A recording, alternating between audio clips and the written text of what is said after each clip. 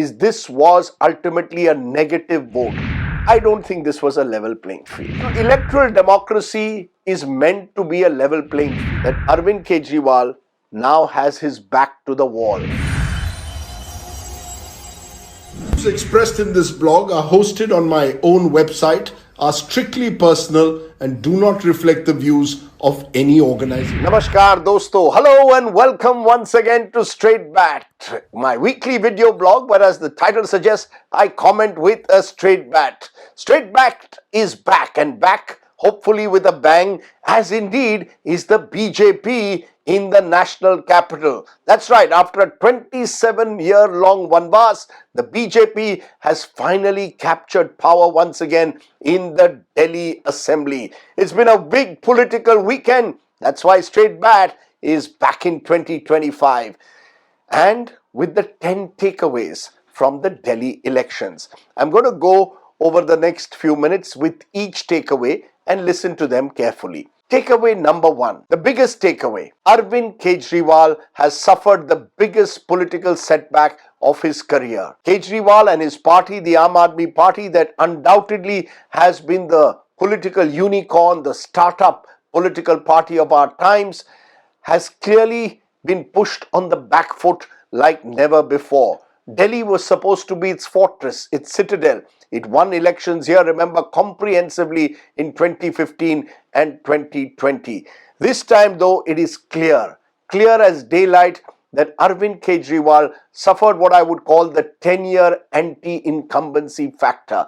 Somewhere down the line, people of Delhi felt that the promises that Mr. Kejriwal and his team had promised them had not been met.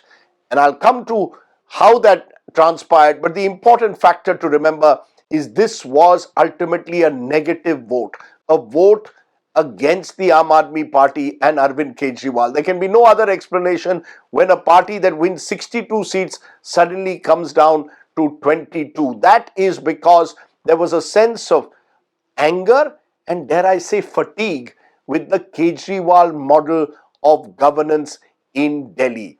So anti-incumbency is clearly the first biggest takeaway, a negative vote against the Aam Aadmi Party in this election. Number two, and linked to this anti-incumbency, is the middle class factor.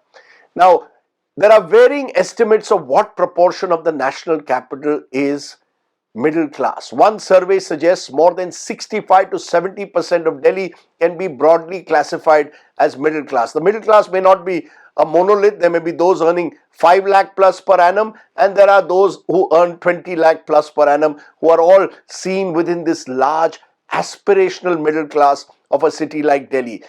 Undoubtedly, it is the middle class that has primarily deserted Arvind Kejriwal, where, for example, in a constituency where I vote, Greater Kailash, Saurabh Bhardwaj, a leader with considerable personal equity, loses. The message is clear. The middle class has deserted Arvind Kejriwal and the Aam Aadmi Party. The reasons for that may be multiple. The truth of the matter is, Mr. Kejriwal 10 years ago was seen as this anti-corruption middle class hero. The moral halo around him has clearly gone within the middle class, and they are the ones who have voted most strongly against Arvind Kejriwal. And I think linked to that is the third point I want to make, which is a certain loss of credibility. What happened was that Arvind Kejriwal had this moral halo around him that he would be a leader with a difference. Those who were disenchanted with the Congress, those who didn't want to vote for the BJP, saw in Arvind Kejriwal an alternative, someone who promised to provide politics with a difference. Sadly, 10 years later, there is a disillusionment that has set in with Mr. Kejriwal. I think an example of that was the Sheesh Mahal controversy. When you are a leader who says you travel by a wagon-R, when you say you won't even accept government houses, then you are accused by your rivals of having built a large house for yourself. It suddenly becomes the kind of issue which can lead to a certain sense of disenchantment among your supporters. You no longer are seen as a politician with a difference. So the idea of Kejriwal, the politics of Kejriwal, has taken a huge credibility hit on the streets of Delhi. Point number 4, I think Arvind Kejriwal in his first term between 2015 and 2020 provided a model of governance that was appreciated by many, particularly when it came to his emphasis on schools and health. The Mohalla clinics may have had varied experiences, but government schools by and large were prioritized by his government and many people supported it. So in his first term, he was offering a model of governance. By the time the second term comes, you can sense that Arvind Kejriwal is spending and his team is spending most of its time firefighting. Because as you will see, over the last couple of years, Arvind Kejriwal and several senior leaders, Satyendra Jain, Manish Sisodia from his party, have been in and out of jail. And I think somewhere down the line, when you're fighting legal battles all the time, you take your eye off governance. And I think the governance model that Arvind Kejriwal offered between 2015 and 2020 was lost along the way. And then when garbage piles up, when the sewers, when the drainage facilities during the monsoons result, or lack of drainage facilities result in the kind of flooding that we saw last year, when the roads in some parts are not being repaired, when the Yamuna is seen to be polluted, when the air is seen to be polluted, all of that comes together to give a sense that Delhi has become a bit of a mess. And I think in his second term, Arvind Kejriwal was not able to arrest that perception that Delhi has become a bit of a mess. My fifth point that I want to make there. The BJP ran a very astute campaign. It was hyper local at one level, getting all their MLAs, MPs to go into Nukkad Sabhas, target specific caste groups, whether it is the Purvanchalis one day, whether it is Punjabis the other day, go into areas including the Jhuggi Jhopdi clusters and address smaller meetings. So make your campaign hyper local about local issues and at the same time offer Modi ki guarantee. Almost position Kejriwal ka governance versus Modi ki guarantee. Remember in 2015 and 2020, the BJP fell into a trap of trying to find a local leader who could take on Mr. Kejriwal. They tried Kiran Bedi in 2015 and they propped up a Manoj Tiwari in a way in 2020. Also remember in 2020, they attempted, some would say, the politics of polarization after Shaheen Bagh and the anti-CA protest. None of that worked. So this time the BJP pivoted and decided we will run a hyper-local campaign at one level and we will have Modi ji at the top. The ultimate example of this, of course, was when the budget came out on the 1st of February offering various tax breaks that could benefit a large section of the middle class. So the BJP pivoted its politics in a manner that perhaps made it far more electable this time than was the case in 2015 or 2020. Let's also not forget, sixthly, the role of the Congress party. The Congress party ran a very high-pitched campaign towards the end in particular, personally targeting Arvind Kejriwal. So while the BJP was out to get Kejriwal, so was the Congress. The Congress party saw, I believe, in Arvind Kejriwal someone who was preventing them from reviving in a city like Delhi. Let's not forget that it was Congress leaders who first raised the Delhi liquor scam, the alleged Delhi liquor scam against Mr. Kejriwal. So the Congress local leadership believes that it is Mr. Kejriwal who, with his India against corruption, brought down the Sheila Dikshit government, actually paved the way for Narendra Modi's rise in 2014. The Congress therefore decided, Badla, we want revenge. And that's why you had the likes of Sandeep Dikshit taking on even an Arvind Kejriwal. He wanted to avenge in a way his mother's defeat. So the same Congress, which 6 months ago had tied up with Arvind Kejriwal, decided this time enough is enough. We are going to take him on. So Kejriwal suddenly found himself hemmed in from both sides. Congress also targeting him, the BJP also going for the jugular. Let me also say this, that I believe somewhere that this, therefore, the seventh point I want to make is in connection, therefore, with the India alliance. Let's just rewind 6 months ago. Arvind Kejriwal and the Congress were in a seat-sharing arrangement in Delhi as part of a wider India alliance. 6 months later, personal attacks on each other.